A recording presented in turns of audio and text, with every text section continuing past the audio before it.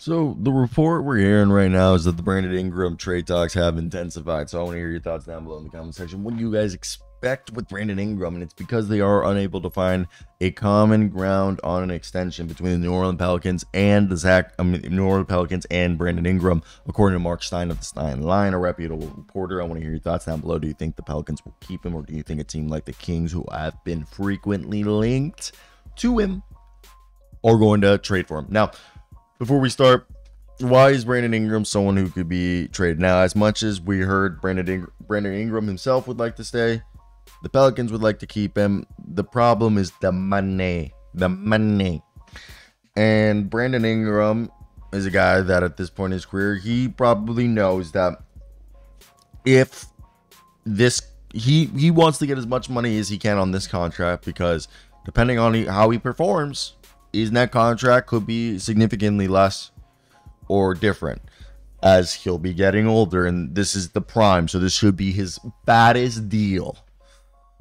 And he's a guy that the problem is the Pelicans over the last few seasons, with Zion Williamson being out with injury, it was kind of Brandon's team. Brandon's never played more than like 65 games in his career since his rookie year, and this was Brandon's team kind of, but then Zion's been relatively healthy this past year, and from half of last year, and when we saw it, this slowly became Zion's team, and Zion's taking it serious. So they want to build around Zion. They believe in him, and it's clear that Zion's ceiling is higher than Brandon's, even though Brandon is an all-star, maybe a borderline all-NBA at best.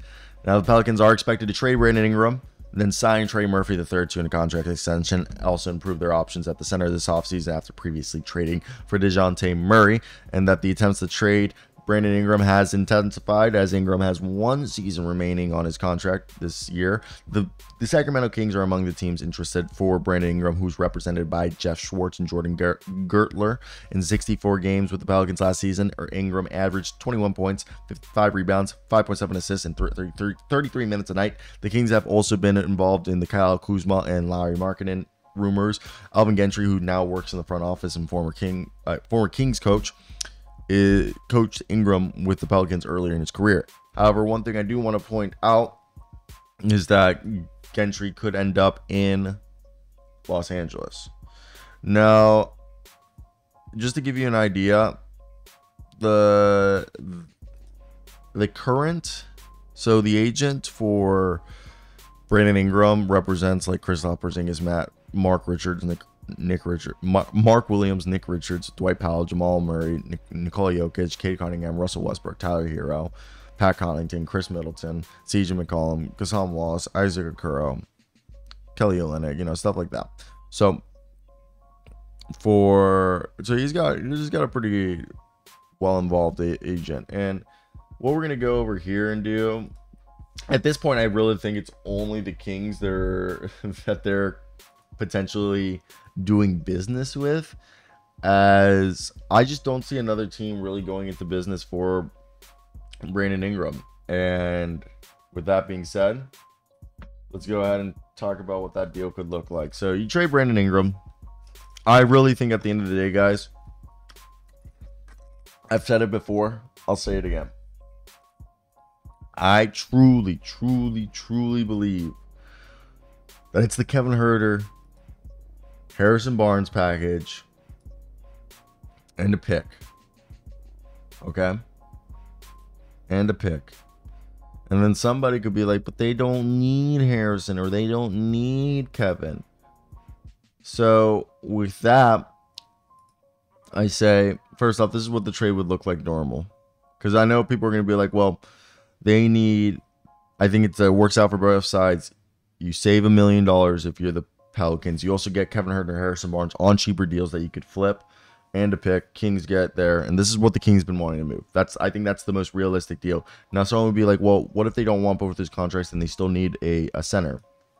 That's fine. Let's call up the Blazers.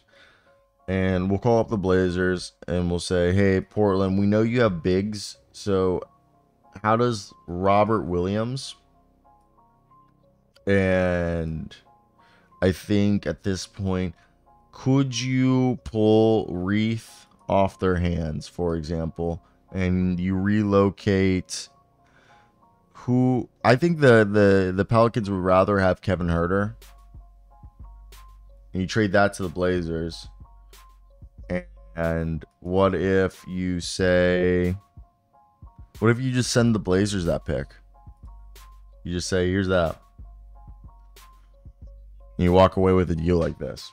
This doesn't have to happen, but there you rebuilt your bench. I don't know why this also is not showing. There we go. You walk away. The deal is Harrison Barnes and the first round pick go to the Blazers. Kings get Brandon Ingram, Kevin Huerter, Robert Williams, and Duke Reith to the Pelicans. You rebuild your front court. You get an insurance policy in Reith, and then you have a center in Robert Williams, who could be really good for you guys, who fits perfectly, and you keep Kevin Huerter, who's a three-point shooter, which I think is something that they needed. And you move off of Harrison Barnes, and you send him to the Blazers. Blazers take the deal because they get the pick for it to take on his contract, plus for what they're giving up, and the Kings get Brandon Ingram. I feel like that's a great deal for everybody involved. Maybe it's just me.